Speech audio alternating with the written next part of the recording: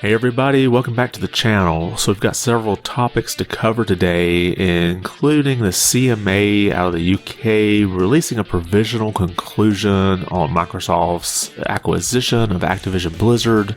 And we'll also take a look at what games are coming and leaving Game Pass. First, let's get started in on this acquisition of Activision Blizzard.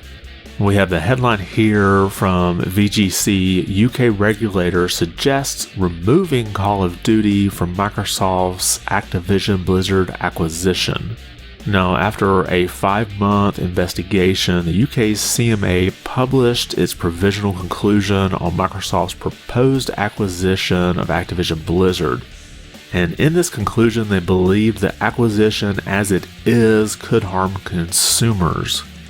They noted that this harm could come in the form of higher prices, lower quality, worse service, and interestingly enough, a large advantage in cloud streaming, since Microsoft could make cloud streaming of those games like Call of Duty or World of Warcraft exclusive to their streaming service.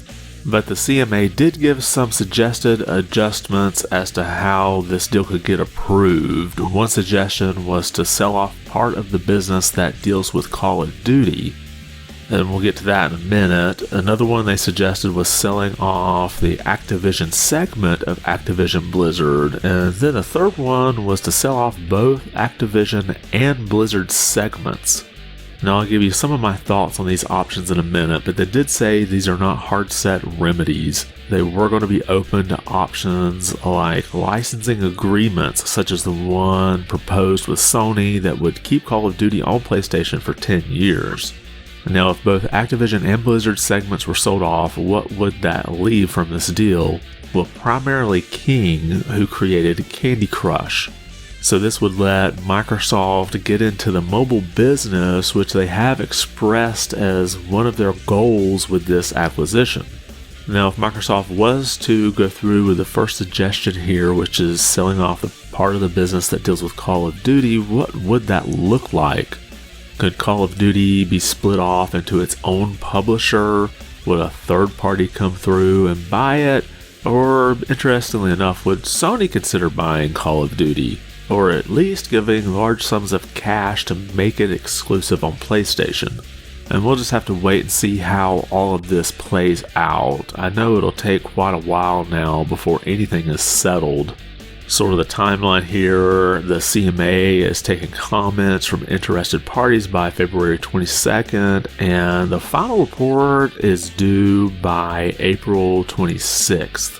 And also don't forget that the FTC plans to sue Microsoft to stop the acquisition. So it's hard to know if any kind of settlement will be reached and this could wrap up quickly. I have a feeling Sony's going to be a hard holdout to stop this altogether. So getting them to sign off on anything that lets this deal go through is going to be pretty much a hard stop. At least in my opinion. Next, let's take a look at the games coming to Game Pass. We've got Madden NFL 23 for console and PC through EA Play on February 9th. And then we have SD Gundam Battle Alliance for cloud, console, and PC on, again, February 9th. And then Mount and Blade 2 Bannerlord for cloud, console, and PC on Valentine's Day, February 14th. And then Cities Skylines Remastered for cloud and Xbox Series X and S on the 15th, followed by Shadow Warrior 3 Definitive Edition for cloud, console, and PC on February 16th. And then finally we have Atomic Heart for cloud, console, and PC on February 21st, and this will be coming day one to Game Pass.